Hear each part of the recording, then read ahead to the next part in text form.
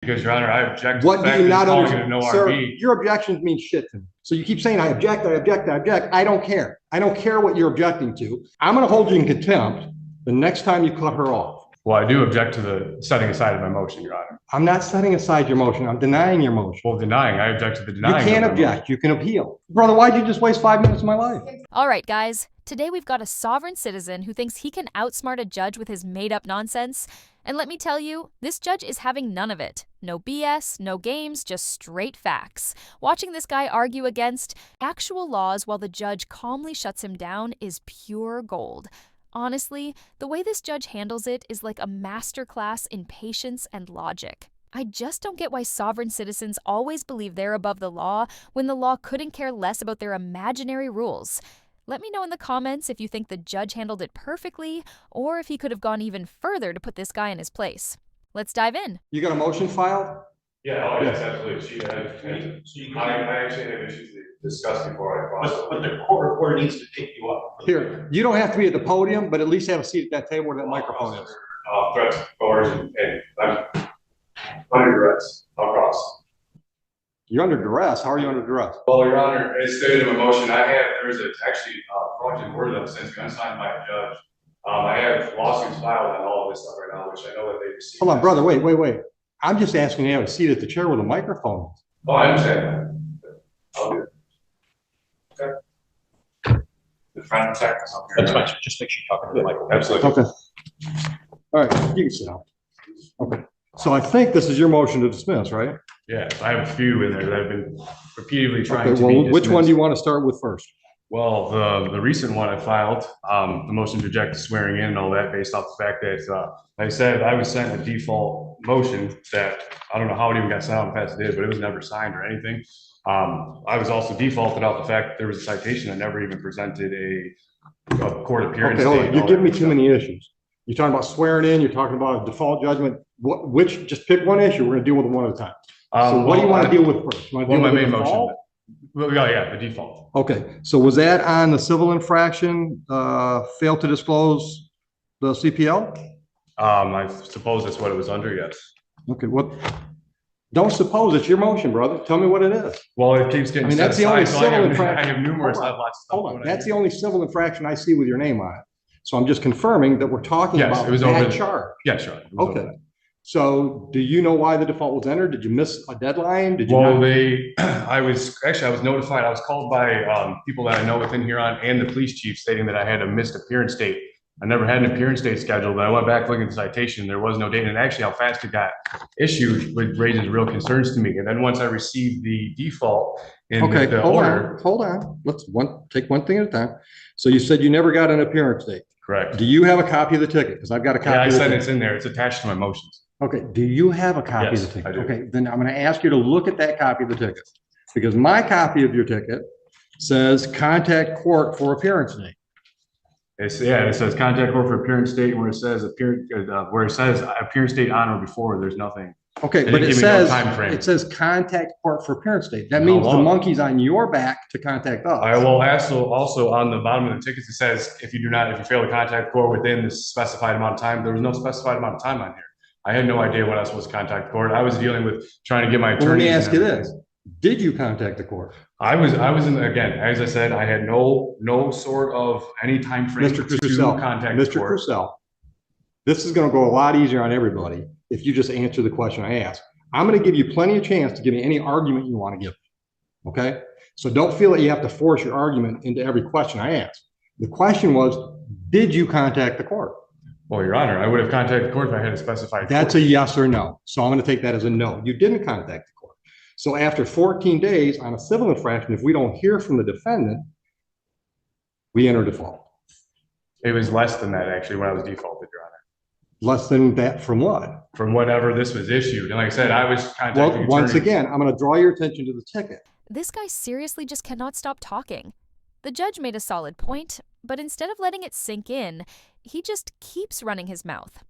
I don't get why these sovereign citizens feel the need to argue with literally every single question. It's not rocket science. The judge is simply trying to determine whether he intentionally skipped his court date or if he genuinely didn't know about it. But no, instead of answering like a normal person, he acts like he's above it all. Does he even realize he's digging his own grave here? I honestly can't tell if these people are completely clueless or if they genuinely believe they're the smartest person in the room. Either way, let's dive back in. My ticket, which I think is the same one you got, is dated February 3rd. Correct. Okay, so that's when it was issued, February 3rd. Correct. So when was the default? When did you get notice of a default? Actually, I received, I'm sorry, I know I got the thing in the mail. When did I get this? This says that,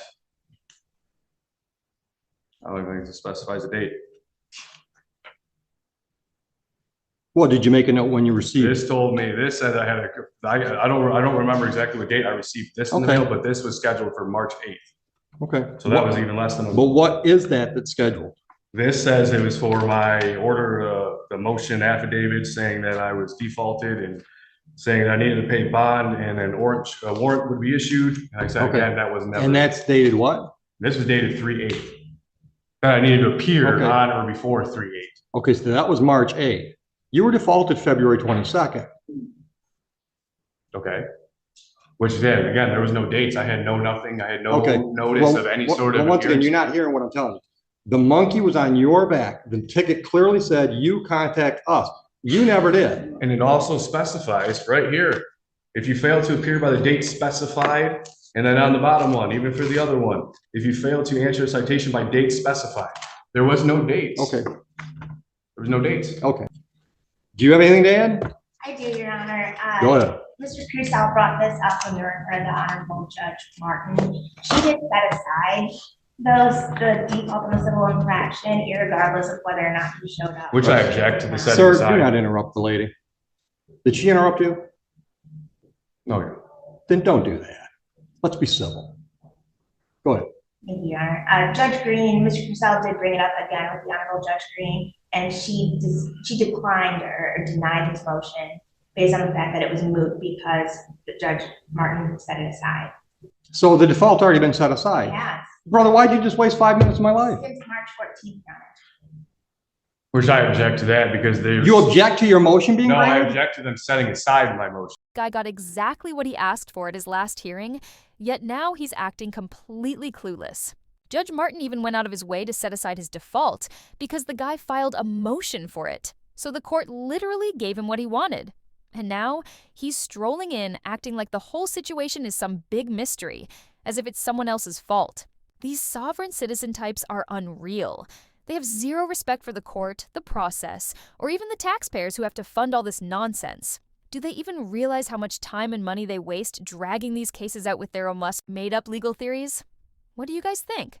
Should judges even entertain this nonsense? Or should they just start handing out jail sentences the moment someone brings up one of these BS scripts? Let's get back to it. No, wait, listen. She tells me Judge Martin set aside the default based on your motion. Yes, but I was never told any of that prior to any of that. So you want to argue about the fact that you got what you asked for? No, what I'm saying is the fact that the due process was violated is what happened in this whole problem. When I was defaulted, due process was violated. So what? She set it aside. Listen, it was set aside to cause damages to me because of what happened with the default. Well, explain to me how you were damaged. First off, there's threats made against me, right? Clearly he's threatening me to issue No. warrants, I didn't ask you threatening to about pay threats. money. I said, how were you? You said you were damaged. I'm asking you, what was the damage? The fact that I was threatening to come in and pay money or warrants. would How be was that issued for my damage? arrest. And I was being threatened by Huron Police, which I have on record. What's the damage? What do you mean? The fact that I had to come in and pay money or I would have been, they'd have been issued. What money warrants. did you pay? Huh? What money did you pay? $280. I had the receipt and everything. It was all attached to my motions. They just keep trying to set it aside. And Judge Green never said a word to me Stop. about any of that. It's been set aside. Counsel just said, Judge Martin set aside the default. So what that means is procedurally, it's like it's a brand new file. Understood? Yeah, but that's but that, especially now with the new Chevron overlay, that's just saying that she's just trying to set it aside that there's no issues. with She the didn't try court. to set it aside. She sat it But she aside. can't. She can't just set my rights aside. She's not setting your rights aside. She set a default aside because you asked her to. Well, so if it's set aside, then the money should be returned, correct? Well, I don't know. Did she address the money? I don't No, think so. she never did. No one did. It's Sir. written in my motion. Sir, I'm going to hold you in contempt the next time you cut her off. Well, that's exactly the kind of judge we need to deal with these fools. To be fair, looking back a few seconds, it was a little unclear if the judge was addressing him. But come on, no matter how you look at it, this guy is just a total clown. His arguments are all over the place, and I really wish we could see his face while he's trying to defend this nonsense. Whether he knew the judge was talking to him or not, it doesn't change the fact that he's making zero sense. Honestly, he either needs to shut up or get a lawyer because he's just digging himself deeper. If anyone has an actual explanation for what this guy is even trying to argue, I'd love to hear it because I try to stick to legal logic, and this sovereign citizen nonsense is just exhausting. At least the judge finally shut him up this time. Let's jump back in and see if he tries to interrupt again. First contempt, $100. The second contempt, a day in jail. Are we clear on the ground rules for my courtroom? Is that a yes for the Yes, Your record? Honor. Okay. I'm giving you all the time you need to talk. Don't talk over her. Okay, I understand. I'm sorry. There's just been a lot that's been going on with this. And I'm the first time I'm seeing it, so I'm trying to get to the bottom of it. You're right. All right. So we started with what motion do you want to talk about first? You said your motion to set aside the default. That was granted by Judge Martin, is what I'm hearing from the prosecutor. So that motion's done. Would you agree? As long as my money gets returned, then I guess it's taken At care some of. point, trust me, your money will either get applied or returned. Next motion you want to talk about. The dismissal based off of fundamental violations of my fundamental rights and due process. Okay, well, tell me more. Okay. You have, hold on, let me just cut to the chase. You have more than just the fact that you think you have a right to travel. Yes, Your Honor. Actually, That's denied. I'll just cut to the chase. That's denied. I don't buy into that argument. Now, you can appeal that decision to the circuit court. You understand how that works? District court decisions, you can appeal. absolutely. Okay, hold on. I've denied that motion. We're not going to talk about that motion because I've denied it based on your argument that you have a right to travel and don't need a license. Is there anything else you want to hang your hat on for dismissal? Well, I do object to the setting aside of my motion, Your Honor. I'm not setting aside your motion. I'm denying your motion. Well, denying. I object to the You denying. can't of my motion. object. You can appeal. But I'm just Okay. letting you know, I'm stating for the record that I am objecting to your denial of my appeal. That's fine. Okay. Circuit court judges have bills to pay too, right? So you appeal me to the circuit court. Do you have any other argument why these cases should be dismissed? Yes, absolutely. Well, honestly, Your Honor, like I said, I even have both lawsuits. They've received my lawsuits to the Huron Township Police Department overall. Hold on. I don't know anything about lawsuit. How would you suing the township work as a reason to dismiss these charges? Because the initial traffic stop and everything was an unlawful stop from the get. I was Okay, but that's got telling you. nothing to do with your lawsuit. That might be the basis of your lawsuit. So you want to talk about whether or not there was a valid reason for a Yeah, stop? absolutely. Then make the argument. Yeah, Your Honor, so prior to me being pulled over by this officer, I was actually in contact with several law enforcement officers that are friends, and actually two that are currently working within Huron that had confirmed I had every lawful right to be doing what I was doing. The one even pulled up to me and my wife at a gas station in town, and we are in Sibley and Middlebelt, right near actually where I got pulled over, and we had discussed it and talked about it and went on about our day, and this was all prior to this incident. I had two other interactions with this officer where I had specifically told him, I've already been confirmed and doing lawful, I'm well within my lawful rights. I have it documented. You need to go talk to the sergeant that I've been talking to and a couple other buddies, right? I gave him that opportunity. It was shortly after that. And I had that confirmation well prior to me even being pulled over. Okay. So then, this officer seen me leaving my house, pulling off my dead end dirt road, proceeded. Like I said, I even told him, I've already had this, I've already addressed this. You need to go talk to the sergeant. Right. Chose not to. Pulled me over, walked up, just started demanding ID and everything for me. He wouldn't identify himself, none of that good stuff. And then now this is where it's all led to. And I informed him, I have body cams, I have my own recording. Like I said, I have a lot. Okay, but you started out by saying you wanted this dismissed because there was not probable cause for the stop. Correct. Okay. And then you went on to tell me how there was obviously a difference in opinion within the department about whether or not what you were doing was legal or not. Well, I Is that specifically a fair stated. summation? What was that? Is that a fair summation of what you just said? Some of the officers that you talked to said you could do that, and obviously the officer that wrote you the ticket didn't think you could. Correct. Okay, so that's a difference of opinion there, which has very little, if anything, to do with the probable cause for the stop. To be fair, this guy's argument isn't as bad as the usual sovereign citizen nonsense about jurisdiction and flesh. And blood nonsense. He's claiming that some officers told him he could drive, but the one who gave him the ticket said otherwise. Honestly, that's a way more reasonable argument than the typical sovereign citizen spiel. Usually we see them rambling about imaginary laws, but at least this guy's trying to make some kind of logical point. That said, I think he's playing dumb. Legally, the probable cause for the ticket was solid. If you're carrying, you have to disclose your CPL, and you need a valid driver's license too. Are you guys buying his story? Because, in my honest opinion, I don't believe a word he says. Let's dive back in. So I'm going to let the prosecutor explain her position on probable cause. That's it. Go ahead. Thank you, Your Honor. Defendant is requesting this court dismiss the case because of the accusation that operating an ORV on the roadway constitutes a blatant violation of his First Amendment rights and an improper attempt to regulate his constitutional rights. In his most recent motion, he does accurately cite Terry v. Ohio as controlling. This was plainly a Terry stop. Well, hold on. His argument is there was no reason for the stop. He does cite Terry v. Ohio in his newest motion. Okay. Because people submit that the investigatory stop exception in Terry v. Ohio controls the validity of the traffic stop. An officer may stop and briefly detain a person on the basis of a reasonable suspicion that criminal activity is afoot. Defendant claims that he was stopped without legal justification. Rather, defendant was stopped for operating an ORV on the roadway in violation of MCL 324.81122 as adopted by Huron Township Ordinance. Pursuant to the United States v. Ferguson, so long as the officer has probable cause to believe that a traffic violation has occurred or was occurring, the resulting stop is not unlawful and does not violate the Fourth Amendment. On authority of state law and township ordinance, a person shall not operate an ORV which is not registered upon a public highway, street, or right of way. On the date and time of the offense, the defendant operated an ORV which was not registered, specifically an ATV on Middlebelt Road, a public highway in Huron Township. Additionally, during the course of the investigatory stop, defendant failed to provide a valid driver's license and failed to immediately disclose that he was a valid CPL holder and carrying a firearm, which is why he was cited. All right. Which So I object to the. hold on. All right. So the one misdemeanor is operate the ORV on the roadway, and the other one is fail to display a valid license. That's Okay. correct.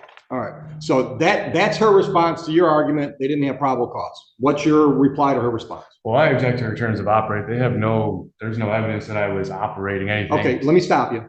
I killed that when I said the whole traveling thing doesn't go anywhere with me. Operating and traveling, as you define operating, or as you define traveling, we define it operating. So Right. hold on, I've already ruled on that issue. You can appeal that decision to the circuit court. We're not going to plow that field again. So now we're talking about probable cause. What I just heard was the township has an ordinance that says nobody can operate an ORV on a roadway. Would you agree that's an ordinance in the township? Your Honor, I may agree. Yes with or that. no? Mr. Yes, I agree Victor? with that. Okay, stop. If that's a valid argument or ordinance, and when I say valid, I don't mean if it's constitutional, if it's, stood the test of a challenge. I mean, if it's on the books, all right? If it's a valid ordinance and the officer sees you doing what that ordinance says you can't do, and he pulls you over, that's plenty of probable cause for the stop. So your motion to dismiss for lack of probable cause is also denied.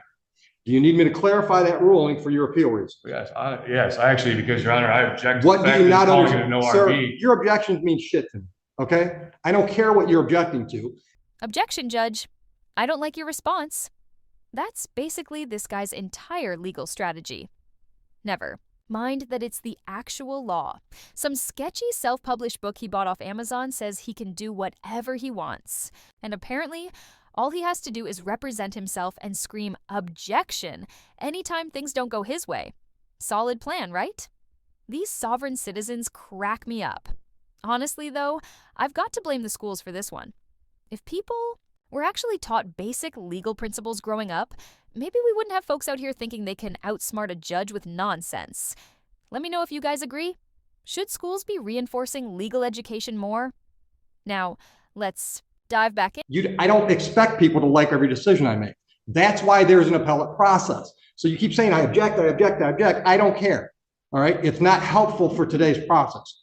My decision to deny your motion to dismiss based on lack of probable cause is because there was probable cause, because there was a clear ordinance on the books that the officer thought you were violating. That gives the officer a reason to stop you. Do you have any other reasons why you think these matters should be dismissed today?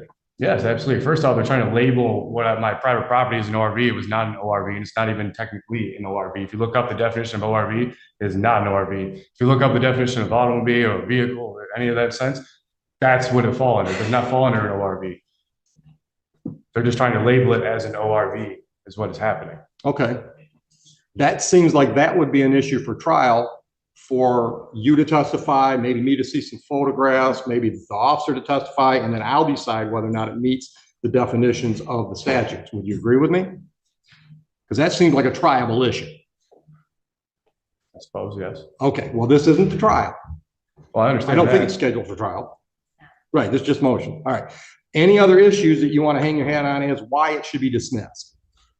It being these files. Like I said, from the beginning, it's like the officer had already been notified 2 times prior to this that what I was doing was lawful, that what I was doing was not an ORV, which I had stated to him. But that's witness to that as Mr. well. Purcell, with respect, that's all your opinion. Obviously, the officer had a different opinion about all those things.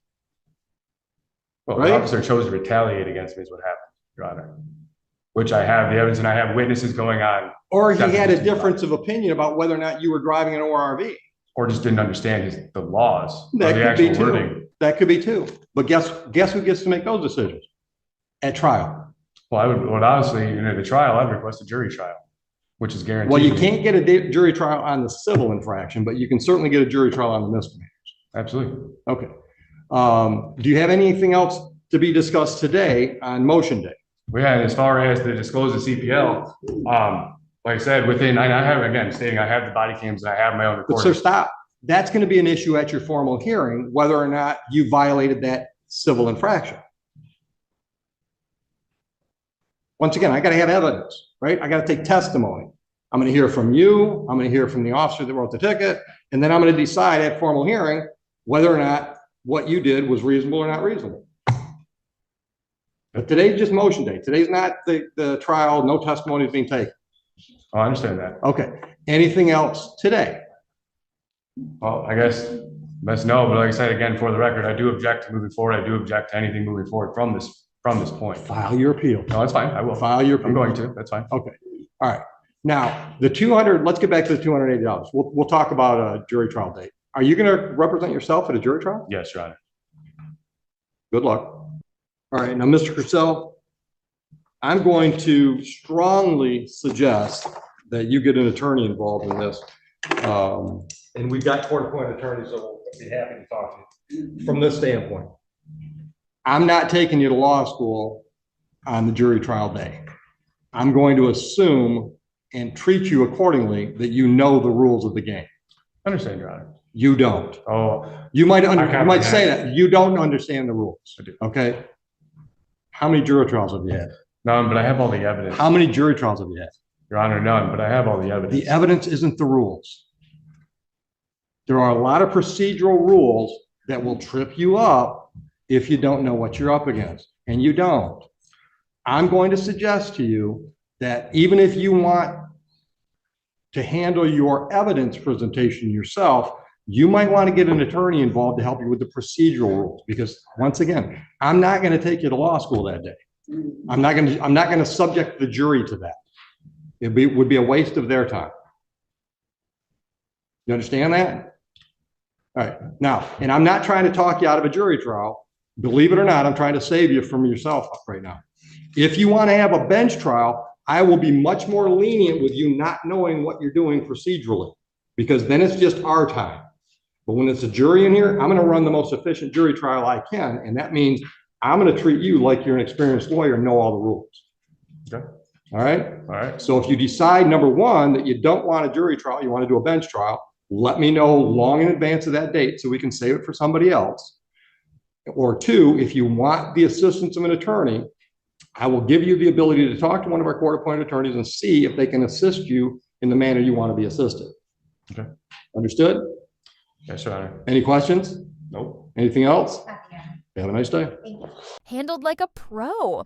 This judge was absolutely perfect. He didn't take any nonsense, stayed calm, and made it crystal clear that the law is the law, no matter how many excuses this guy threw out. It's honestly frustrating to see people waste court time and taxpayer money with these ridiculous arguments. This isn't some courtroom drama. Just follow the rules like everyone else.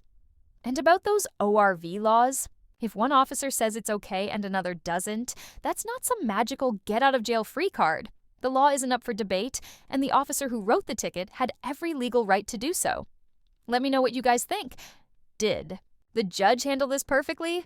Was this guy at least more reasonable than most sovereign citizens? Drop your thoughts below, and if you enjoyed this, don't forget to like and subscribe. Thanks for watching. Take care, everyone.